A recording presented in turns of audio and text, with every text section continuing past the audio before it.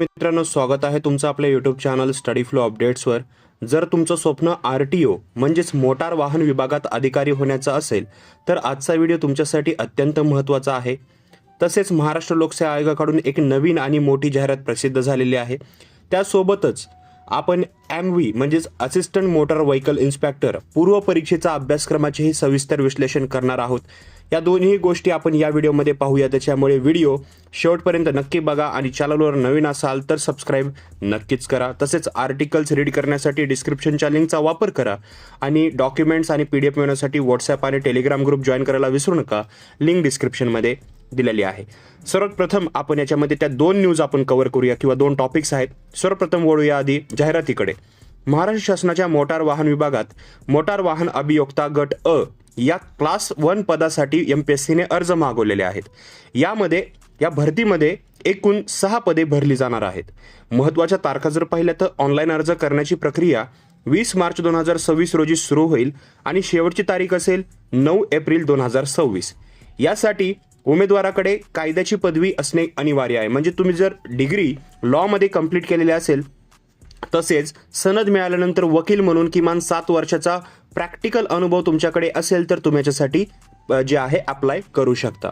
1 जुलै 2026 रोजी खुल्या वर्गासाठी कमाल वयोमर्यादा 38 वर्ष तर मागासवर्गीय प्रवर्गासाठी 44 वर्ष इतकी वयोमर्यादा दिलेली आहे.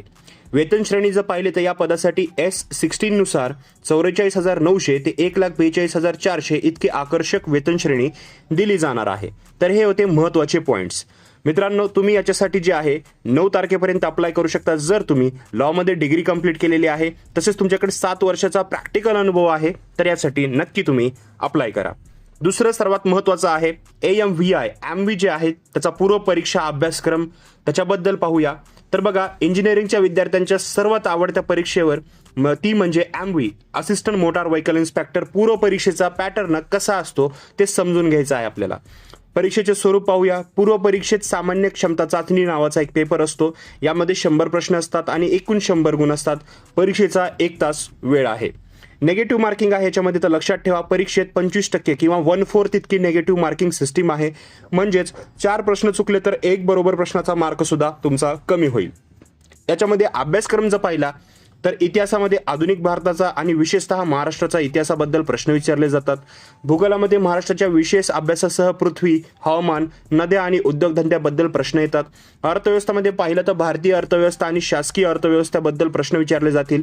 चालू घडामोडीमध्ये जागतिक आणि भारतामधील घडामोडी विचारल्या जातील. राज्यशास्त्र आणि सामान्य विज्ञानमध्ये भौतिकशास्त्र, रसायनशास्त्र, प्राणीशास्त्र, वनस्पतीशास्त्र आणि आरोग्यशास्त्र यांचा समावेश आहे. तसेच अंकगणित आणि बुद्धिमापन चाचणी सुद्धा याच्या रिगार्डिंग प्रश्न येतील. आता याबद्दल भविष्यातील संधी आणि तयारीची रणनीती पाहूया. तर बघा, RTI विभागात नोकरी मिळवणे ही एक अत्यंत प्रतिष्ठेची आणि चांगली करिअरची संधी आहे. जे विद्यार्थी लॉ पदवीधर आहेत त्यांच्यासाठी गट अ चे पद थेट राजपत्रित अधिकारी बनण्याची मोठी संधी आहे. तर दुसरीकडे मेकॅनिकल आणि ऑटोमोबाईल इंजिनिअरिंगच्या विद्यार्थ्यांसाठी AMVI ही एक गोल्डन अपॉर्च्युनिटी असते. पूर्व परीक्षेची तयारी करताना सामान्य विज्ञान, भूगोल आणि चालू घडामोडी या विषयांवर जास्त फोकस करा, कारण हे विषय तुम्हाला मेरिटमध्ये आणण्यासाठी खूप मदत करतात. सातत्यपूर्ण सराव आणि जुन्या प्रश्नपत्रिका सोडवणे हाच यशाचा मंत्र आहे. तुम्हाला दोन्ही परीक्षांबद्दल काही शंका असतील किंवा कोणत्या विषयावर स्पेशल व्हिडिओ हवा असेल तर मला खाली कॉमेंट सेक्शनमध्ये नक्की सांगा. ही माहिती आवडली असेल तर व्हिडिओला लाईक करा, तुमच्या सर्व मित्र मैत्रिणींसोबत शेअर करा आणि अशाच अपडेट्ससाठी चॅनलला सबस्क्राईब करायला विसरू नका.